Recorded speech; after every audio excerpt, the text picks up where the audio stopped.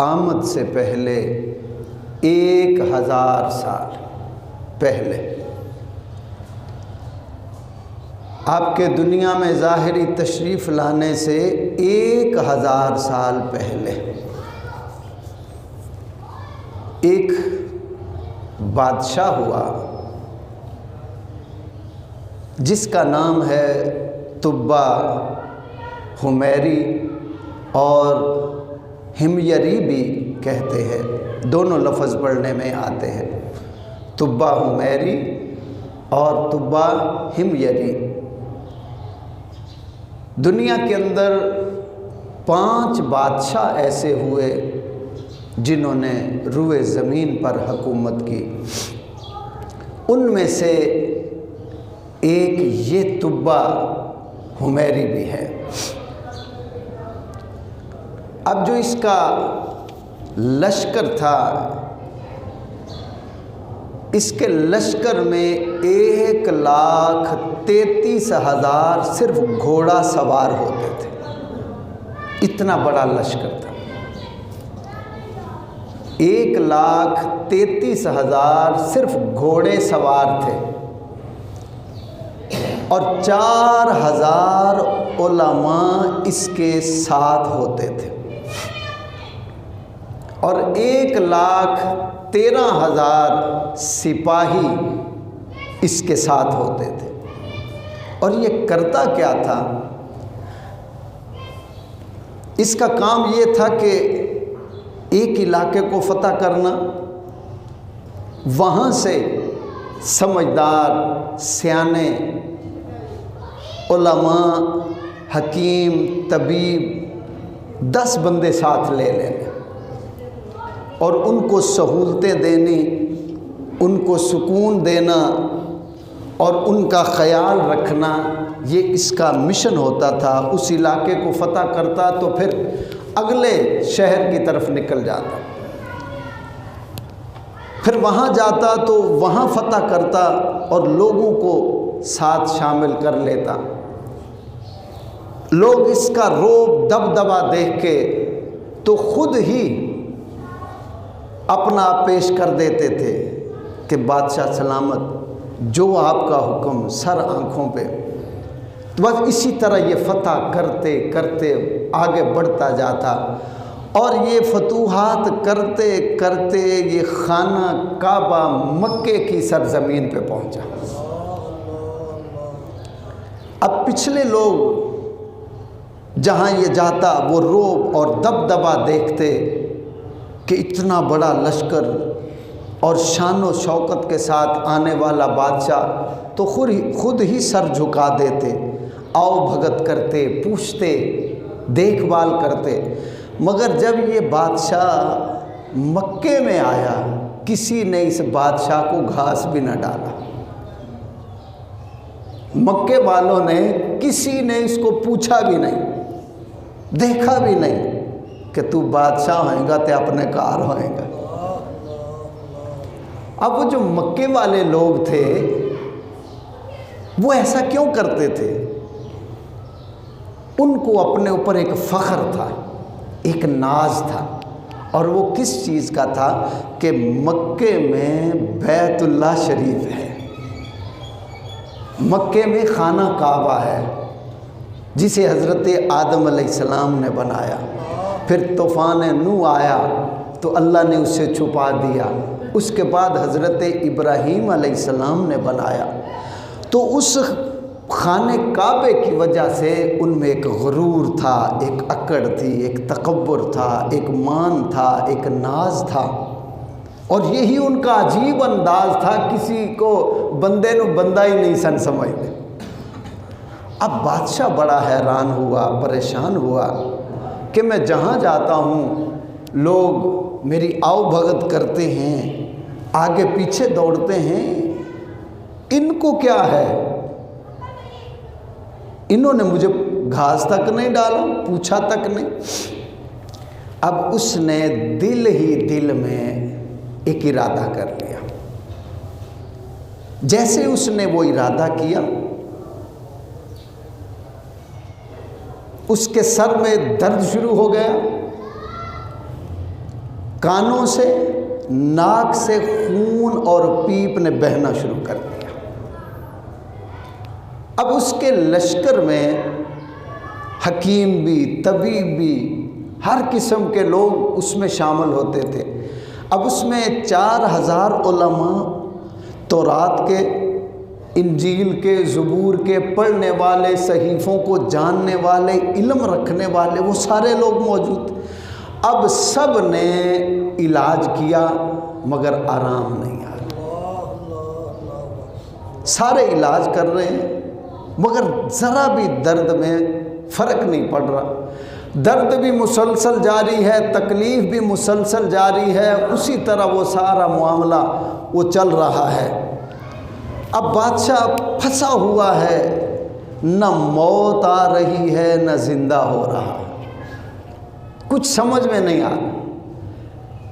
یوں سمجھ لیں کہ آ گئی جان شکنجے اندر تے جیوں ویلنے وچ گنا، رولوں کو ہن رہوے محمد ہن رویں تامنا۔ اب جان جو پھنس گئی، کچھ سمجھ میں نہیں آ رہا، اب کیا کیا جائے؟ ڈاکٹر اپنا علاج کر رہے ہیں، حکیم اپنا علاج کر رہے ہیں، علماء اپنے اپنے کلیے استعمال کر رہے ہیں، مگر ذرا بھی فرق نہیں آ رہا۔ اب 4000 علماء، ان میں جو سب سے بڑے عالم، جو بڑے مفتی تھے، رئیس العلماء، ان سارے علماء کے سردار، وہ سوچ میں پڑ گئے۔ بادشاہ کو اتنا کبھی درد نہ ہوا، اتنی تکلیف نہ ہوئی، اور اگر ہوتی بھی تو اتنے بڑے بڑے ڈاکٹر موجود، جلدی ٹھیک ہو جاتا۔ آج سمجھ میں نہیں آ رہا۔ اب اس نے جب غور و فکر کیا، اسے بات سمجھ میں آ گئی، کیونکہ تورات کو پڑھنے والا تھا، انجیل کو جاننے والا تھا، یہ ساری کتابیں پڑھنے والے تھے۔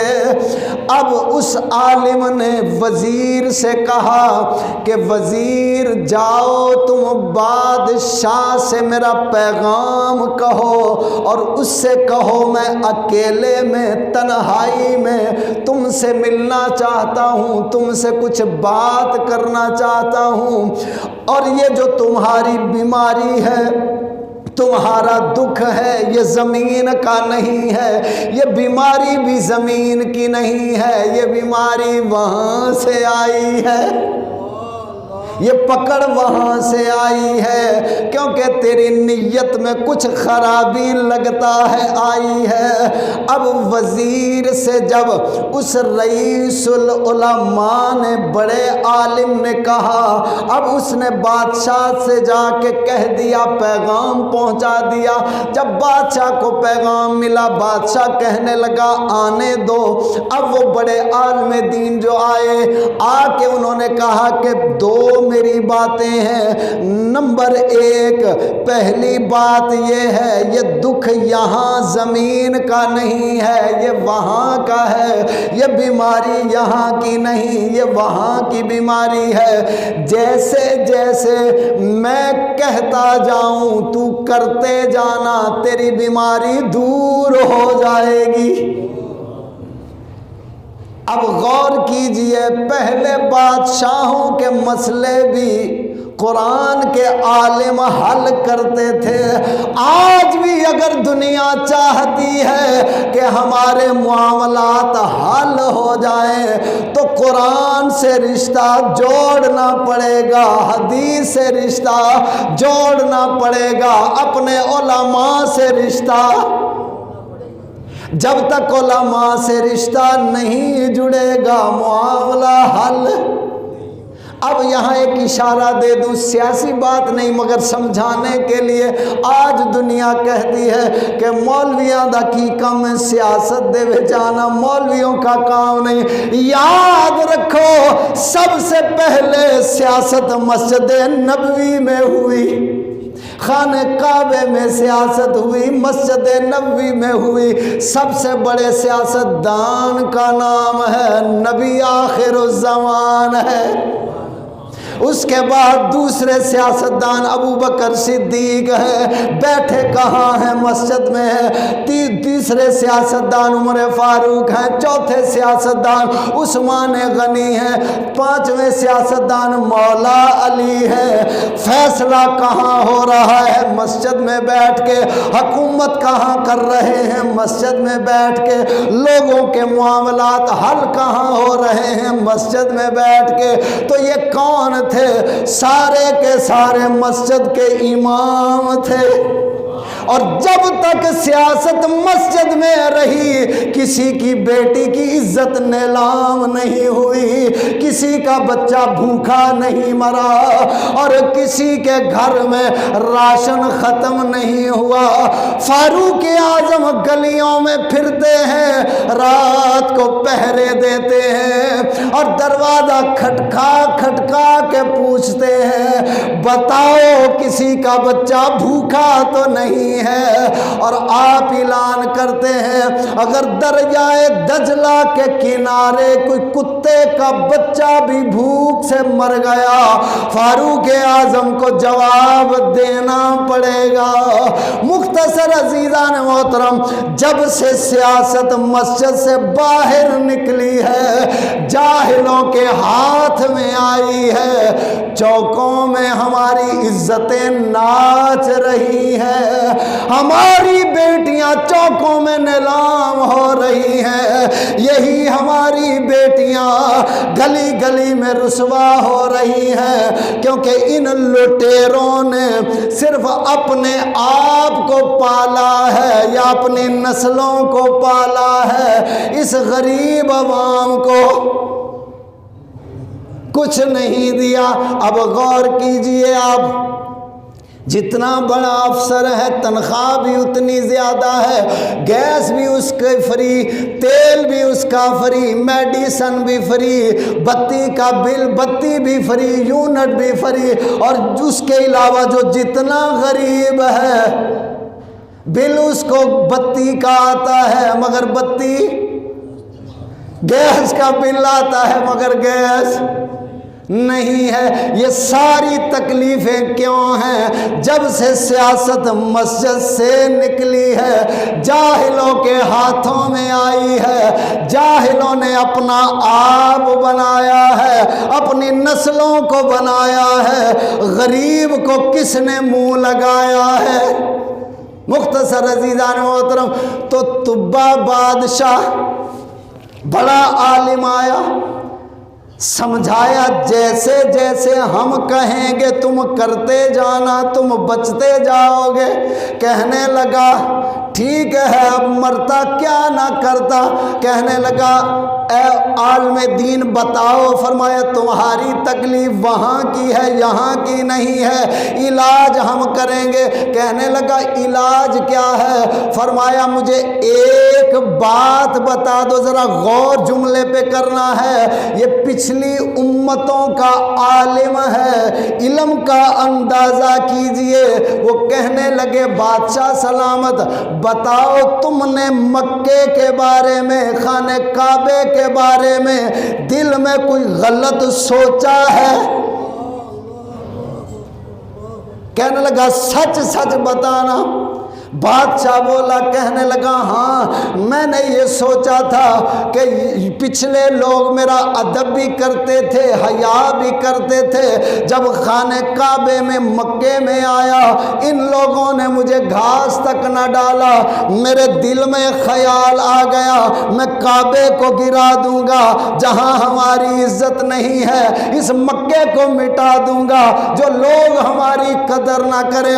فرمایا بادشاہ سلامت تجھے خبر نہیں ہے یہاں پہ بیت اللہ ہے جسے آدم علیہ السلام، جبرائیل امین علیہ السلام نے بنایا ہے۔ جب طوفان نوح آیا تھا اللہ نے اسے چھپا دیا، پھر اللہ کا ایک خلیل آیا، پیارا ابراہیم آیا، ساتھ میں اسحاق اسماعیل آیا، پھر انہوں نے اپنے ہاتھوں سے اسے پتھر اور گارا لگایا، پھر اسے پروان چڑھایا۔ جب یہ خانہ کعبہ بن گیا، دعا کے لیے پھر انہوں نے ہاتھ اٹھایا، مولا کعبہ ہم نے بنایا ہے، بسانے والا یار تو بھیج دے۔ اس کے بعد پھر اللہ نے کرم فرمایا، پیر کا دن آیا، وقت گزرتا گیا، پھر اللہ نے اپنا یار یہاں بھیجنا ہے۔ جو پیر کا دن ہوگا وہ دنیا میں تشریف لائے گا، اور پیر کے دن کے بعد پھر وقت آگے بڑھتا جائے گا، پھر پیر کا دن آئے گا، وہ اعلان نبوت فرمائے گا، پھر پیر کا دن آئے گا، وہ یہاں سے ہجرت فرما کے پھر مدینے کو جائے گا۔ بادشاہ سلامت ابھی توبہ کر لے، تیرا درد ختم ہو جائے گا۔ اب جب وہ اس عالم دین نے یہ بات سمجھائی تو کہنے لگا کہ میں نے یہ بھی سوچا تھا خانہ کعبے کو بھی مٹاؤں گا، مکے والوں کو بھی مٹا دوں گا، اور میں نے بہت کچھ سوچ لیا تھا، اسے صفحہ ہستی سے مٹا دوں گا، میں نے تو اتنا بڑا جرم کیا ہے۔ تو عالم دین کہنے لگے ابھی توبہ کر لو تو بچ سکتے ہو، ورنہ بچنا۔ اب اس نے جیسے ہی ارادہ بدلا، اب توبہ کے لیے ہاتھ جو پھیلائے، عرض کرنے لگا رحمت دا دریا الہی تے ہر دم وگدا ہے تیرا، جے ایک قطرہ بخشے مینوں تے کم بن جاندا ہے میرا۔ ابھی جیسے توبہ کا ارادہ کیا، فوراً توبہ کی، اللہ نے اسی وقت اس کے درد کو بھی ختم فرمایا، اس کی پیپ کو بھی روک دیا، کان بھی ٹھیک ہو گئے، ناک بھی ٹھیک ہو گیا، درد بھی ٹھیک ہو گیا۔ اب وہ طبہ بادشاہ کہنے لگا اب مجھے کعبے میں لے چلو، اب ہم اسے سلام کریں گے۔ اب مختصر یہ کعبے میں گیا، سلام کیا، سلام کرنے کے بعد اب یہاں سے اس نے آگے ہجرت کی، آگے سفر کیا۔ اب پھر مختصر یہ ایک مقام آ گیا، وہاں پانی کا چشمہ تھا، پانی کا چشمہ تھا، کہنے لگا لشکر کو روک دیا جائے، یہاں ڈیرا لگا لیا جائے۔ اب لشکر جو رک گیا، وہاں پانی کا چشمہ بھی تھا۔ اب رات ہو گئی، جو بڑے بڑے 4000 علماء تھے۔ یہ واقعہ کب کا ہے؟ آقا علیہ السلام کی ظاہری آمد میلاد سے 1000 پہلے کا واقعہ ہے۔ اب رات جب ہوئی تو جو وہاں علماء تھے 4000 علماء کیا دیکھتے ہیں؟ ایک زمین کا ٹکڑا ہے، وہاں سے نور نکل رہا ہے۔ اب وہ نور کبھی اوپر سے نیچے، کبھی نیچے سے اوپر، نور ہی نور نظر آ رہا ہے۔ اب سوچ میں پڑ گئے، ہم نے بڑا لمبا لمبا سفر کیا ہے، بڑی منزلیں طے کی، کوئی ایسا منظر نظر نہ آیا۔ یہاں عجیب اللہ کا کرشمہ ہے، نور ہی نور نظر آیا۔ اب انہوں نے کتابوں کو کھولا، سب کے سب پڑھنے لگے۔ جب سب نے مطالعہ کیا، ریسرچ کی، تحقیق یہ ہوئی کہ یہ وہ شہر ہے، یہ وہ شہر ہے جہاں رب کا ماہی آئے گا، مکے سے ہجرت کر کے آئے گا، نام اس کا یثرب ہے۔ اسے یسرب بھی پڑھتے ہیں, یسرب بھی پڑھتے ہیں, نام یسرب ہے. اب انہوں نے سوچ لیا, تہیا کر لیا کہ آقا علیہ السلام رب کے محبوب, رب کے یار, کائنات کے مختار, عالم و مختار, شہنشاہ, اس کائنات کے شہنشاہ, اس روئے زمین بلکہ دونوں جہاں کے بادشاہ پیدا مکے میں ہوں گے مگر مزار یہاں ہوگا. اب ان علماء نے سوچ لیا. اب جب صبح کا وقت ہوا, جب صبح کا وقت ہوا, بادشاہ نے کہا کہ بھئی تیاری کرو چلیں. تو ان علماء نے کہا, تہیا کر لیا, آپس میں ارادہ کر لیا, مشورہ کر لیا, میٹنگ کر لی. کہنے لگے ہم نے ساری زندگی میں صرف ایک کمائی ہے, وہ یہ ہے کہ چلتے چلتے مدنی کے ڈیرے پہ آ گئے ہیں. اب ہم سے کوئی بھی بڑا بدبخت نہیں ہوگا جو ہم یہاں جگہ کو چھوڑ کے چلے جائیں. یہاں سے اگر چلے جائیں پھر ہماری بد قسمتی ہے, بدبختی ہے. اب سارے علماء نے بادشاہ وقت سے کہہ دیا, بادشاہ سلامت, آپ نے جانا ہے تو جائیں مگر ہم نہیں جائیں. اب بادشاہ پریشان ہوا, کہنے لگا تمہیں کیا ہوا, یکدم یہاں آ کے انکار کیوں کر دیا, پہلے تو کبھی تم نے ایسا نہ کیا, ابھی کیوں کر رہے ہو. کہنے لگے ہم نے تورات کو بھی پڑھا, زبور کو بھی پڑھا, انجیل کو بھی پڑھا, صحیفے بھی سارے پڑھے, جو اللہ کے محبوب کی نشانیاں ہیں وہ یہی نظر آ رہی ہیں. یہ وہی مقام ہے جہاں اللہ کے محبوب آئیں گے, یہاں پہ اپنا ڈیرا لگائیں گے. ہم بھی چاہتے ہیں ہمیں بھی اس آقا علیہ السلام کی دید نصیب ہو جائے. اگر ہمیں دید نصیب نہ ہو ہماری نسلوں کو ہو جائے. مختصر عزیزان محترم, اب بادشاہوں نے جب آقا علیہ السلام کا مقام بتایا, عظمت بتائی, شان بتائی, اب بادشاہ بھی کہنے لگا اکیلے تم نہیں, ہم بھی یہاں ٹھہریں گے, ہم بھی یہاں رہیں گے, ہم بھی یہاں سے نہیں جائیں گے.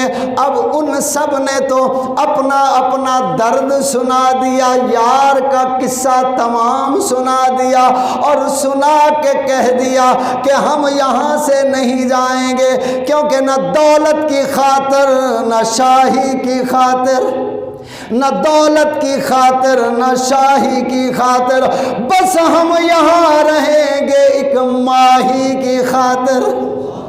ہم اللہ کے محبوب صلی اللہ علیہ وسلم کی خاطر یہاں رہیں گے, نہیں جائیں گے. بادشاہ نے کہا کہ ٹھیک ہے ہم بھی یہاں رہیں گے, 1 سال تک یہاں رہیں گے.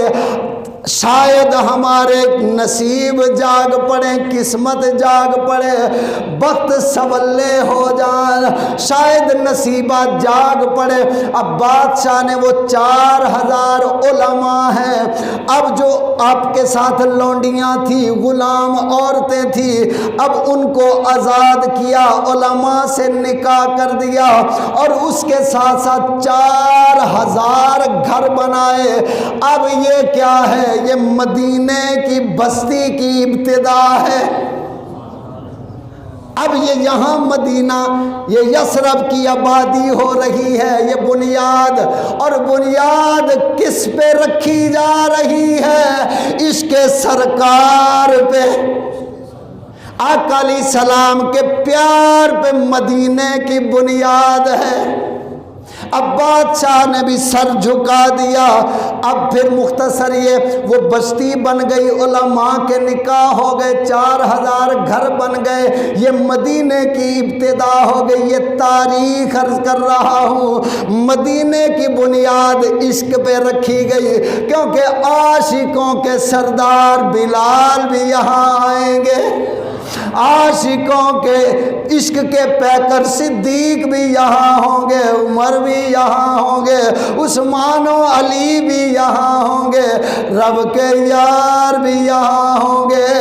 इश्क का मरकज भी यहाँ होगा, इश्क का समंदर भी यहाँ होगा, हुस्न का सरदार भी यहाँ होगा, प्यार का सरदार भी यहाँ होगा। ये सारे परवाने यहाँ। मुख्तसर अजीज़ान मोहतरम, अब बादशाह खत लिखने लगा।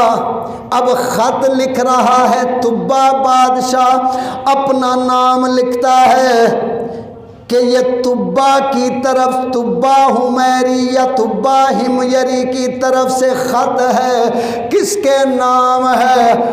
हज़रत मोहम्मद बिन अब्दुल्ला मुहम्मदुर रसूलुल्लाह, आपके नाम आका मेरा ये ख़त है। अगर मैंने ज़िंदगी में आपको पा लिया मेरी खुशकिस्मती, अगर ना पा सका, मुख्तसर ये अर्ज़ करता हूँ आका, अगर मैं ना पा सका तो फिर मेरी नस्लों में ये ख़त चलता रहेगा, आप तक ये ख़त आएगा। आका मैं आज इन सबको 1000 साल पहले आका इन सबको गवाह बना के आपका उम्मती और गुलाम बनता हूँ। सबसे कहा गवाह हो जाओ, और अर्ज क्या कर रहा है? आका क़यामत के दिन इस गुलाम को याद रखिएगा, अपनी शफाअत अता कीजिएगा, अपने गुलामों में रख लीजिएगा। मुख्तसर अज़ीज़ान मोहतरम, अब जब 4000 घर बनाए, वो सारे के सारे सिंगल स्टोरी बनाए, एक एक मंजिल का घर बनाया, फिर उसी के अंदर एक घर डबल स्टोरी बनाया। वजीर ने पूछा, उलमा ने पूछा, लोगों ने पूछा, ये 4000 घर ये सब के सब सिंगल, इसे डबल क्यों बनाया? अर्ज करने लगा, ये मैंने खुद अपने आका के लिए ये तोहफा पेश किया है। ये घर मेरे आका मदनी सरकार जब आएंगे इस घर में आराम फरमाएंगे। ये घर मैंने तोहफा पेश किया है, ये अदना सा तोहफा। मुख्तसर अज़ीज़ान मोहतरम, 1 साल तक उसने इंतज़ार किया, अभी तो 1000 साल पड़ा था। एक रवायत में 700 साल का भी जिक्र है। मुख्तसर ये 1000 साल अब चलने की तैयारी की। कहने लगा मैं खाने काबे में जाऊंगा। खाने काबे आया, सबसे पहले खाने काबे को गिलाफ चढ़ाने वाला ये तुब्बाश के रसूल है। सबसे पहले खाने काबे को जो गिलाफ चढ़ाया वो इस तुब्बा बादशाह ने चढ़ाया। तवाफ़ किया, सलाम किया, वहाँ बहुत सारा काम किया। करने के बाद अब फिर यहाँ से आगे इसने सफ़र शुरू कर दिया। मुख्तसर ये कि वो ख़त चलता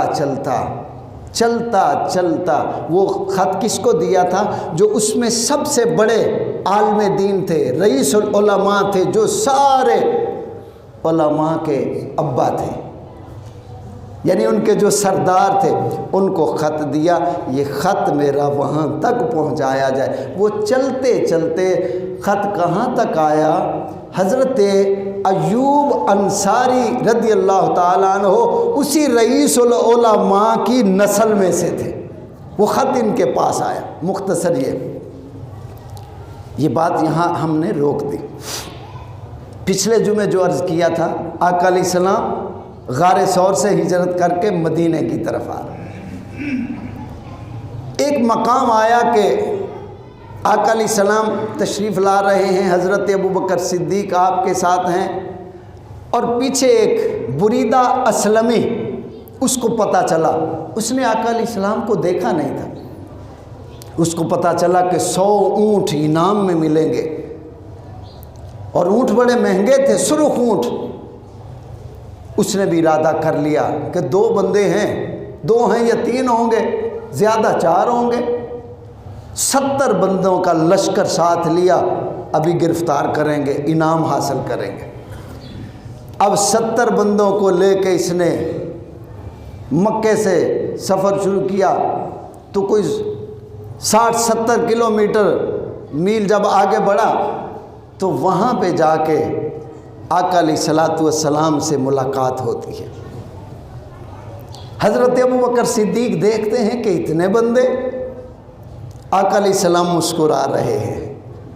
حضرت ابوبکر صدیق پریشان ہو رہے ہیں، آقا علیہ السلام مسکرا رہے ہیں، کیونکہ نبی وہ ہیں جو دور کی خبر رکھتے ہیں اور دور تک نظر رکھتے ہیں۔ فرمایا ابوبکر کیوں گھبراتے ہو؟ عرض کی آقا اب ہم گرفتار ہو گئے۔ فرمایا تم یہ دیکھ رہے ہو ہم گرفتار ہو گئے؟ ہم یہ دیکھ رہے ہیں یہ سارے گرفتار ہو گئے۔ مختصر عزیزان محترم، بریدہ اسلمی آگے بڑھا، آقا علیہ السلام نے جو پیار کی نگاہ اٹھائی وہ دل میں گھر کر گئی، وہ سینے میں اتر گئی، وہ نگاہ تھی یا تیر تھا؟ فرمایا جس طرف اٹھ گئی دم میں دم آ گیا، اس نگاہ عنایت پہ لاکھوں سلام، مصطفیٰ جان رحمت پہ لاکھوں سلام، شمع بزم ہدایت پہ لاکھوں سلام۔ آقا علیہ الصلوۃ والسلام آپ نے جو پیار کی نگاہ ڈالی، اب بریدہ اسلمی دل ہی دل میں کہنے لگے آج دل کی حالت بدلتی جا رہی ہے، پہلے ایسا کبھی نہ ہوا۔ اب قریب آیا، آقا علیہ السلام نے فرمایا ہاں بھائی بیلیا آن والیا دس تیرا نام کی ہے، آنے والوں تیرا نام کیا ہے؟ عرض کرنے لگا میرا نام بریدہ ہے۔ فرمایا معاملہ ٹھنڈا ہو گیا ہے۔ بریدہ کا مطلب ٹھنڈا۔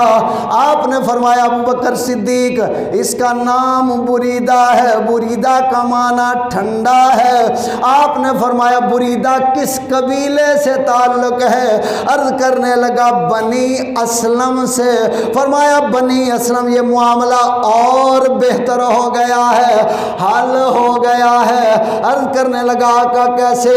فرمایا اسلم کا مطلب ہے خیر و برکت، سلامتی، سلامتی والا معاملہ ہو گیا ہے۔ آپ نے فرمایا بنی اسلم کی بہت ساری شاخیں ہیں، بتاؤ تم کس شاخ سے ہو؟ کہنے لگا سہم، سہم سے ہیں۔ سہم کا معنی ہے حصہ۔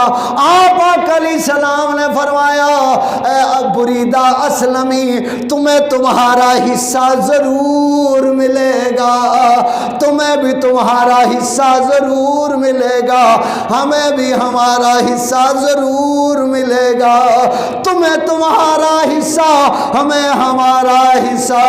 اب آقا علیہ السلام پیار سے بول رہے ہیں، اس کے دل کی دنیا کو کھول رہے ہیں۔ جو کفر کی لگی ہوئی گرا تھی وہ ایک ایک کر کے کھول رہے ہیں۔ مدنی آقا میٹھے بول بول رہے ہیں، تیری ہک ہک بولی تو قربان کرا، سارے جمل جہان دی بولی، ہر بولی تے میں کن لایا تے وانگ کسے دی نہ بولی، ہر بولی تے میں کن لایا تے وانگ کسے دی نہ بولی، اوہ کنج ہوئے کسے دی بولی۔ اللہ فرماتا ہے وما ینطق عن الہوی ان ہوا الا وحی یوحی۔ مدنی آپ نہیں بلکہ ہم بولتے ہیں۔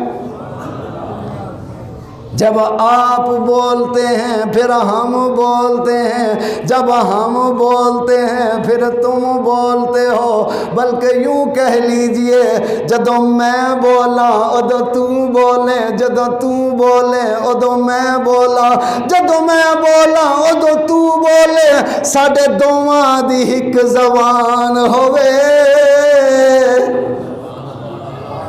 اور کسی عشق والے نے یہاں کہہ دیا ساڈے آقا دی زبان ساڈے واسطے قرآن، ساڈے آقا دی زبان ساڈے واسطے قرآن، کسے ہور دا بیان چنگا لگدا ہی نہیں، سونا اے کھوجیا جگ وچ لبدا ہی نہیں۔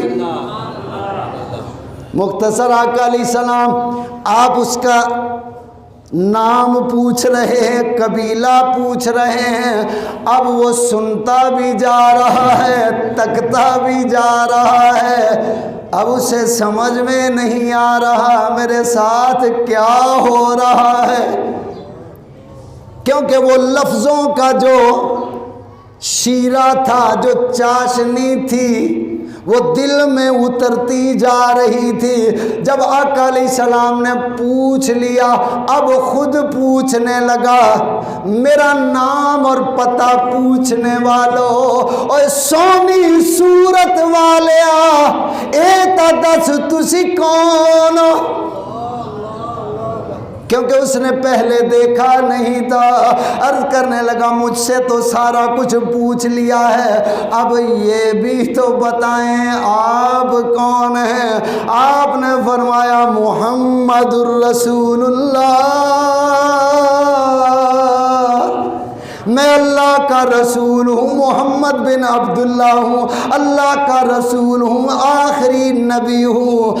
اب جب اس نے یہ سنا دل کی دنیا بدل چکی تھی، گر کے قدموں میں قربان ہو گیا، پڑھ لیا کلمہ اور مسلمان ہو گیا۔ آقا علیہ السلام سے عرض کرنے لگا آقا آپ مجھے کلمہ پڑھائیے۔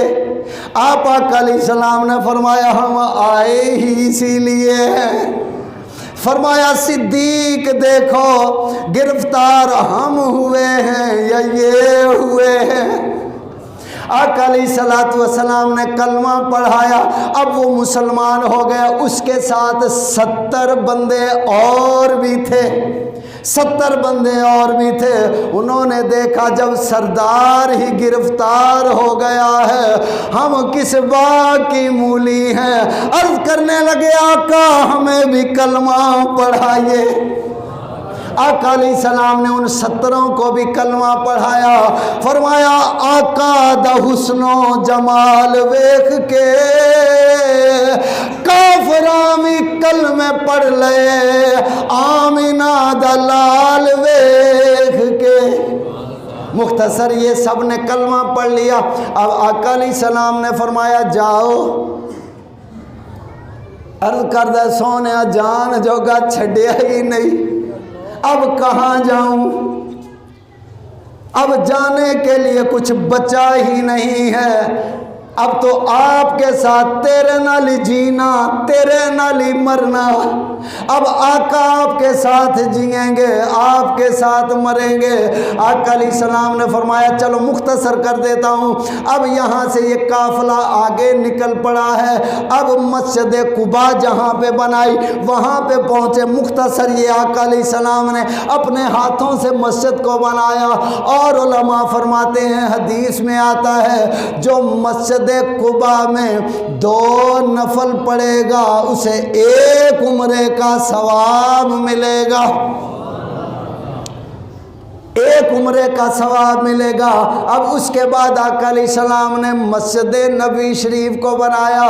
میں صرف یہ ایک اشارہ دے رہا ہوں، مسجد قباء میں جو 2 نفل پڑے اسے 1 عمرے کا ثواب۔ اب سوال یہ آ گیا جو مسجد نبوی میں 2 نفل پڑے اسے کتنا ثواب ہے؟ اپنے دلوں پہ لکھ لیجئے، اللہ کرے تسی سارے مدینے جاؤ، اللہ کرے سارے مدینے جاؤ، لگتا نہیں پروگرام۔ اللہ کرے آپ سب مدینے جائیں، مکے جائیں، مدینے جائیں، اپنے آپ کو نہ دیکھو، اپنی اوقات کو نہ دیکھو، اپنے مال گھر کاروبار کو نہ دیکھو، کیونکہ وہاں نہ چہرہ دیکھا جاتا ہے نہ مال دیکھا جاتا ہے۔ مکھڑا نہ مکھڑے دا دل ویکھ دے، آقا جدوں بھی ویکھ دے او دل ویکھ دے۔ اللہ تو انہوں سارے انہوں مدینے لے جائے۔ اب فرمایا اب یہ جو میں حوالہ دے رہا ہوں، عرض کر رہا ہوں، یہ مدینہ شریف کا پروفیسر ہے، یونیورسٹی کا پروفیسر ہے، جس نے کتاب لکھی ہے، وہ لکھنے والا لکھ رہا ہے۔ مختصر یہ ہے، ٹائم نہیں ورنہ میں سارا اس کا بایو ڈیٹا بھی عرض کرتا۔ اس نے لکھا جو مدینہ مسجد نبوی شریف میں 2 نفل پڑھے گا 2 حج کا ثواب پائے گا۔ مختصر عزیزان محترم، آقا علیہ السلام اب حضرت بریدہ اسلمی عرض کرنے لگے، آقا اب اتنا بڑا محبت کا عشق کا قافلہ ہے، مدینے میں جا رہا ہے اور اس طرح جائیں تو مزہ نہیں ہے۔ اب اس نے بریدہ اسلمی نے اپنی پگڑی کو پھاڑا، اس کا جھنڈا بنایا، نیزے کے اوپر لگایا، دور سے نظر آ رہا ہے آمینہ کا لال مدینے آ رہا ہے۔ مختصر عزیزان محترم، وقت ہو گیا، تھوڑا لگ گیا تو معاف کر دینا۔ اب یہ قافلہ، یہ محبت کا قافلہ، یہ پیار کا قافلہ، یہ عشق کا قافلہ اب اس مدینے کی بستی میں داخل ہو رہا ہے، جو بستی وہ طبہ بادشاہ بنا گیا تھا۔ آقا علیہ السلام داخل ہوئے۔ اب جیسے داخل ہوئے، ایک بندہ عرض کرتا ہے آقا میرے گھر تشریف لائیے، دوسرا عرض کرتا ہے آقا میرے گھر، تیسرا سردار میرے گھر۔ آقا علیہ السلام فرماتے ہیں کہ آپ روکو نہ، میری سواری کو جانے دو، میری سواری کو جانے دو۔ کیوں جانے دیں؟ میں بھی بڑا سردار، یہ بھی بڑا سردار، یہ بھی بڑا سردار، ہمارا حق بنتا ہے ہم آپ کے نوکر بنے، آپ کے میزبان بنے، آپ کے خادم بنے، آپ کے جوتے اٹھانے والے نوکروں میں ہمارا بھی نام آئے۔ آقا علیہ السلام نے فرمایا میری اونٹنی جانتی ہے میں نے کہاں رکنا ہے۔ اب غور کیجئے، اس اونٹنی کا علم یہ ہے میں نے کہاں رکنا ہے۔ جس اونٹنی پہ نبیوں کے امام سوار ہو جائیں، اسے پتا ہے 1000 سال پہلے جو طبا نے گھر بنایا تھا میں نے وہاں رکنا ہے۔ سواری کا علم یہ ہے، سوار کا مقام کیا ہوگا؟ مختصر یہ، اب سواری چل رہی ہے، ہر کوئی روک رہا ہے، ہر کوئی اپنے انداز میں روک رہا ہے، بلکہ یوں کہہ لو کہہ رہے ڈاچی والے موڑ مہاروے، ڈاچی والے موڑ مہاروے، اگے نہ جا ایتھے میرا کاروے۔ ہر کوئی روکنے کی کوشش کر رہا ہے، مگر وہ سواری آگے بڑھ رہی ہے۔ ایک جگہ پہ جا کے سواری رک گئی۔ جب سواری رکی، اس نے چکر لگایا۔ سواری نے جب چکر لگایا، لگانے کے بعد پھر بیٹھ گئی۔ مختصر یہاں 1-2 روایتیں ہیں، میں صرف ایک یہاں اشارہ کر رہا ہوں۔ اب جو سواری جہاں پہ بیٹھی، آج اسی مقام پہ آقا علیہ السلام کا گنبد خضرا ہے۔ اسی مقام پہ گنبد خضرا ہے۔ اب یہاں علماء وہ جو سارے تھے وہ بھی انتظار کرتے رہے، یہاں تک 1000 سال بیت گیا۔ وہ حضرت ایوب انصاری کی وہ کلیہ تھی، وہاں پہ سواری جا کے رک گئی۔ آقا علیہ الصلوۃ والسلام جب حضرت ایوب انصاری دروازہ بند کیے ہوئے اندر رو رہے تھے، جب سواری نے سر مار کے کھولا اندر داخل ہو گئی، وہاں رک گئی، بیٹھ گئی۔ حضرت ایوب انصاری روتے ہوئے حاضر خدمت ہوئے۔ آقا علیہ السلام نے فرمایا ایوب انصاری وہ خط تو لاؤ، کہاں ہے؟ ابھی تک بتایا نہیں ایوب انصاری رضی اللہ تعالیٰ عنہ نے، آقا وہ خط میرے پاس، یا کسی سے تذکرہ نہیں، ذکر نہیں کیا۔ آقا علیہ السلام نے فرمایا آج پہلی بار مکے سے مدینے آ رہے ہیں، حضرت ایوب انصاری کی ملاقات بھی نہیں۔ فرمایا ایوب وہ خط کہاں ہے؟ اب حضرت ایوب انصاری کی دل کی دنیا بدل گئی، عرض کرنے لگے آقا وہ آپ کو کیسے پتا چلا؟ فرمایا میں ہی تو محمد الرسول اللہ ہوں۔ اور طبہ نے خط میں لکھا تھا خاتم النبیین۔ آقا علیہ السلام کی ولادت سے 1000 سال پہلے طبہ اقرار کر رہا ہے کہ یہ خاتم النبیین کے نام خط ہے، وہ خاتم النبیین ہے، ان کے بعد کوئی دوسرا نبی نہیں ہوگا، وہ آخری نبی ہے جس کا میں نوکر ہوں۔ اب وہ خط لیا، آقا علیہ السلام نے اس خط کو لیا اور فرمایا یہ ڈیرہ ہمارا ہے، تم تو صرف اس کی رکھوالی کرنے والے تھے۔ تو دوستو اس طریقے سے یہ مدینے کی بنیاد رکھی گئی، اور آقا علیہ السلام مکے سے ہجرت کر کے مدینے میں تشریف لائے۔ تو آپ نے پھر اس مدینے کو جب ڈیرہ لگایا، آباد کیا، آقا علیہ الصلوۃ والسلام نے اللہ سے دعا کی تھی جب مکے سے نکل رہے تھے، یا میرے مولا میں بھی یہاں پیدا ہوا، میرے بچے بھی یہاں پیدا ہوئے، میں نے یہاں زندگی گزاری، مگر اب تیرا حکم ہے کہ اس سے ہجرت کر کے مدینے جانا۔ فرمایا یا اللہ مکہ بھی مجھے پیارا ہے اور مدینے کی محبت زیادہ کر دے۔ آقا علیہ السلام فرماتے تھے کہ جو کوئی مرنا چاہتا ہے تو میرے مدینے میں آ کے مرے، ہم قیامت کے دن اسے جنت میں لے کے جائیں گے۔ اور صحابہ یہ تمنا کیا، حضرت سعد رضی اللہ تعالیٰ عنہ بیمار ہو گئے، مکے میں تھے، آقا علیہ السلام نے فرمایا سعد کیا ہوا؟ رونے لگ گئے۔ فرمایا کیوں روتے ہو؟ عرض کی آقا اس بیماری سے نہیں رو رہا ہوں، اس وجہ سے رو رہا ہوں کہیں مکے میں مر نہ جاؤں۔ فرمایا کیوں؟ عرض کی آقا میرا دل چاہتا ہے میں مدینے میں مروں۔ آقا علیہ السلام نے فرمایا جو مدینے میں کے ارادے سے گھر سے نکلا، رستے میں موت آ گئی، میں اسے جنت میں لے کے جاؤں گا، میں اس کی شفاعت کروں گا۔ دوستو اگلی جمعرات کو اگر الیکشن ہوئے تو کیا کرو گے؟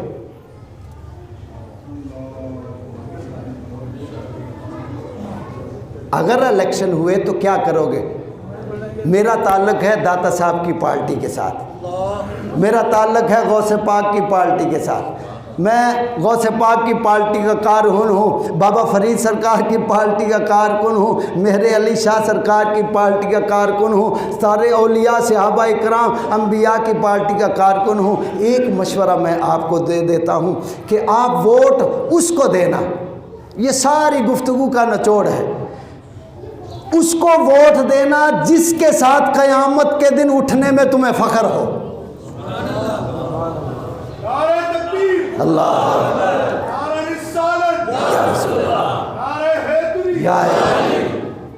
اور میں یہ آپ کے لیے دعا کرتا ہوں یا اللہ جو جس کو ووٹ دے قیامت کے دن اسی کے ساتھ اٹھے۔ اب بولو، اب فیصلہ آپ پہ چھوڑ دیا ہے۔ یا اللہ جو جس کو ووٹ دے قیامت کے دن اسی کے ساتھ اٹھایا جائے۔